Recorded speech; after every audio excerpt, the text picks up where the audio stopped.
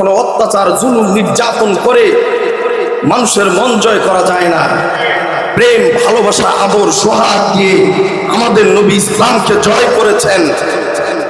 এজন্য পৃথিবীতে একমাত্র দিন ইসলাম হলো ইসলাম। দিন ধর্ম কি? ইসলাম। আল্লাহ বলেন ইন্নাদ দীনা ইনদাল্লাহিল ইসলাম। আল্লাহর কাছে একমাত্র ধর্মের নাম কি? ইসলাম। সেই ইসলাম আমরা হলাম মুসলমান। আমরা যতই পাপ করি, যতই গুনাহ করি, একদিন না একদিন আমরা আল্লাহর জান্নাতে যাইতে পারবো। সুবহানাল্লাহ। আল্লাহর ক্ষমার দয়া কত! দাড়িবিহীন লোক, দাড়ি নাই, কিন্তু সে বলে আনা মুসলিম, আমি একজন মুসলমান। এটা তার আমল। হয়তো শয়তানের প্ররোচনায় পড়ে আজকে সুন্নতি লেবাস নাই, পাপাচার গুনায় লিপ্ত, কিন্তু আল্লাহ তাআলা হয়তো তার দিকে তাকায় আছে। কখন বান্দা, গুনাহগার বান্দা যখন আল্লাহকে ডাক দেয়, আল্লাহ এত রাজি এবং খুশি হয় যে তার সারা জীবনের গুনাহ আল্লাহ মাফ করে। শুধু গুনাহ মাফ করে না, এমন বন্ধু বানিয়ে দেয়। আর আল্লাহ বলে বান্দারে, মানুষের কাছে আমরা যদি অপরাধ করি, মানুষ আমাদেরকে দূর দূর করে তাড়িয়ে দেয়। সমাজে যদি অপরাধ করি, সমাজ থেকে বের করে দেয়। যদি রাষ্ট্রীয় কোন ষড়যন্ত্র হয়, আমার অপরাধ যদি মানুষের সামনে প্রচার হয়, আইনে যদি প্রমাণ হয়, আমাকে আদালত শাস্তি দেয়, দূর দূর করে তাড়িয়ে দেয়। মানুষ ঘৃণা করে, হয়তো আমার পাপাচারের কারণে মানুষ থুতু দেয়। কিন্তু আল্লাহ কত গুনাহ করি, আল্লাহ আমাদেরকে মারেন না।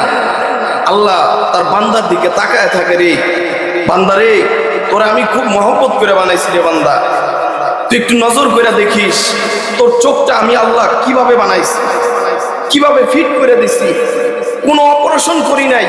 তোর কান দুইটার ভিতর দাওয়াত যায় আসে যায়, এটা আমি আল্লাহ বানাইছি রে বান্দা, তুই ভাবিস না তোর আমি দূর দূর করে তাড়াইয়া দিব।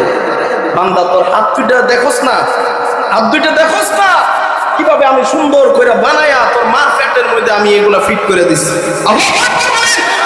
বান্দারে তুই দেখোস না যে তোর পা দুইটা স্প্রিং লাগাই নাই, কিচ্ছু লাগাই নাই, নরম হাড্ডি দিয়া ভিতরে দিয়া জেল লাগাইয়া কেন লাগাই না? আমি আল্লাহ। বান্দা তোর পা দুইটার জেল দিয়া আমি এক পিস করাই যেন তোর ক্ষতি না হয়।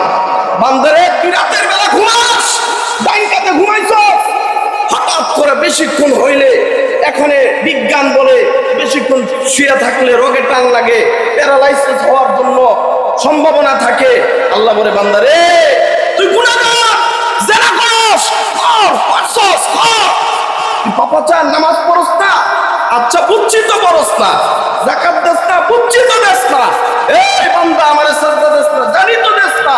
আই কি হইছে রে বান্দা, তুই যখন মৃত্যুর আগে তোর দাড়িগুলা সাদা হয়ে গেছে, আল্লাহ একটাও সাজদা দেই নাই, মানুষকে সাক্ষী রেখে বলতে হবে না, বান্দারে তুই খালি মনে মনে খালি একবার কবি আমারে মাফ করে দাও। বান্দারে তোর বলতে দেরি হবে, আসমানি নুসরত তোর উপর করতে দেরি হবে না। আমি মাওলা পাক তো তাকায় থাকি তোর কখন রহমতের কুলে আমি উঠায় নিব। আল্লাহু আকবার বলেন। আল্লাহ তাআলা তার বান্দাদেরকে কত ভালোবাসেন। এজন্য আল্লাহ পাকের মহব্বত আমাদেরকে রাখতে হবে। বুঝতে পারছেন? আলেমদের পিছনে থাকবেন, আলেমদের কি থাকবেন? পিছনে থাকবেন। আমরা আলেম, আমরাও তো মানুষ, মানুষ না? রক্তে মাংসে করা মানুষ। আমরা কি গুনাহ করি না? আমরাও করি। তাই বলে গুনাহ ধরা পড়লে আলেমদের বিরুদ্ধে লাগা যাবে না। আলেমরা ধর্ম ব্যবসায়ী না, আলেমরা ধর্ম নিয়ে ব্যবসা করে না, ধর্ম নিয়ে তারা ব্যবসা করে। যখন দেখা যায় 5 বছর পর নির্বাচন হয়, নির্বাচনের সময় মাথায় একটা শাড়ি টুপি লাগায়, মসজিদে যায়, নামাজ তো দূরের কথা, অজু করে না, জানাজার নামাজে যায় ঘন্টার পর ঘন্টা বক্তব্য প্রদান করে। বুঝতে হবে ধর্ম ব্যবসা